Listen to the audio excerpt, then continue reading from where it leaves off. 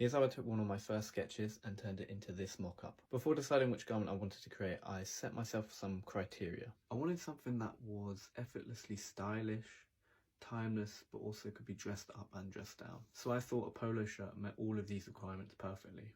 If you look into the history of polo shirts or their evolution, you'll start to recognize that it's been adopted by pretty much all facets of fashion and adopted by so many different subcultures. From its origins in the sport polo, you can see through time how different sports or subcultures like hip-hop or Ivy League prep style have really changed the form and function of the polo shirt.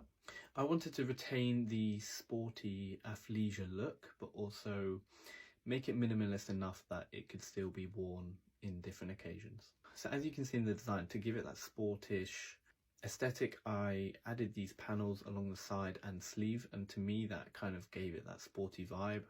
I feel like there's a lot of sporting shirts and things like that that have like these different mesh panels to increase breathability. So that was kind of my take on that.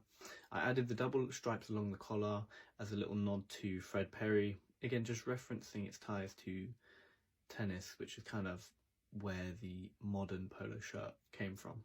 On the back of the shirt there's an embroidered logo just below the collar. I think that's a nice way to keep it minimalistic but also have some bit of branding.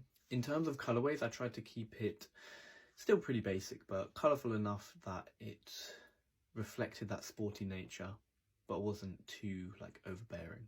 The inspiration for the white and green colorway came from Lacoste actually. So I looked at a lot of different types of tennis polos and typically they're all pretty clean and white.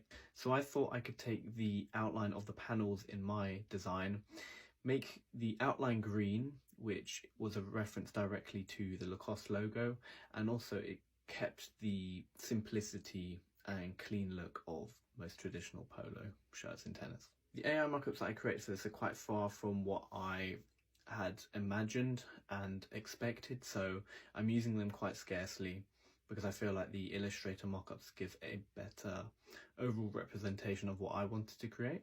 If you do want to leave any sort of feedback or comments, you can either do that here on the TikTok video or just go into my bio, and I do have a Google form where I've put all of this stuff that you can vote on and give any sort of feedback. So yeah, go ahead.